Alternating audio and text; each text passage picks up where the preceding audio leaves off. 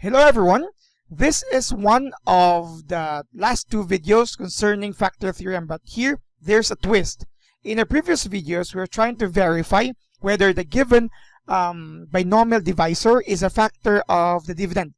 Here, we are just going to look for the value of a certain k coefficient such that the given binomial divisor is a factor. So we are assured here that our binomial divisor is a factor of the dividend, but we need to look for the actual and the exact value of k for that to happen. Of course, this is still under the factor theorem, and we're going to use the remainder theorem to help with that. Our given function here, let me rewrite that. We have f of x, okay, is equal to 3x cubed plus 5x squared plus kx minus 10. This is the value that we are going to look for in order for us to make this binomial divisor, which is equal to x plus 2, be a factor of that. So let's connect all the things.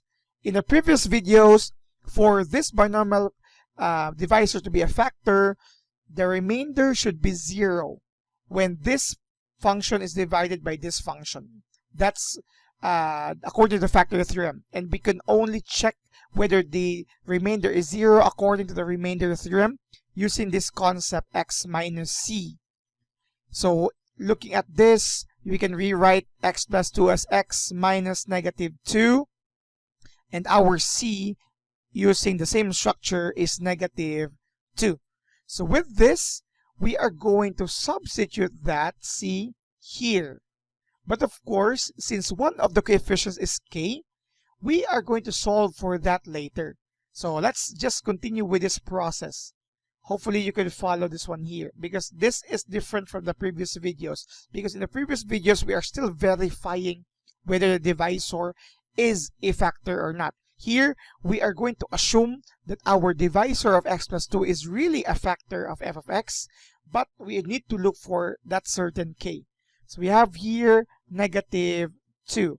So it will look like this: 3 times negative 2 cubed plus 5 negative 2 times negative 2 squared plus, here's k, it will still be k, times negative 2 minus 10.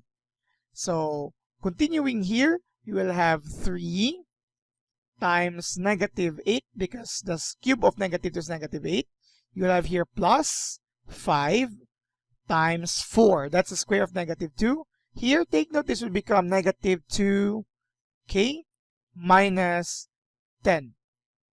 Here we have negative 24 plus 20 is minus 2k minus 10. So the entire remainder is expressed in this form: minus 2k. Since you have 24, negative 24, so here we have negative 4 plus negative 10, so we have negative 14. This is the entire expression for the remainder, since we don't know the value of k. But our goal here again is to look for that certain k so that this is a factor. Let's review. For this to become a factor of f of x, the remainder must be 0. And since this is the remainder, let's equate this to 0. So solving for k, you will have minus 2k minus 14 is equal to 0. Negative 2k, adding both sides by 14, you'll have positive 14. So k, when dividing both sides by negative 2, is negative 7. This is now the value of k that should be substituted here so that the entire remainder, when this function is divided by g of x, will become 0.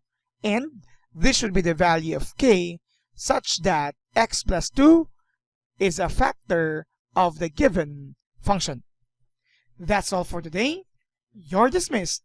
And please do not forget to subscribe now.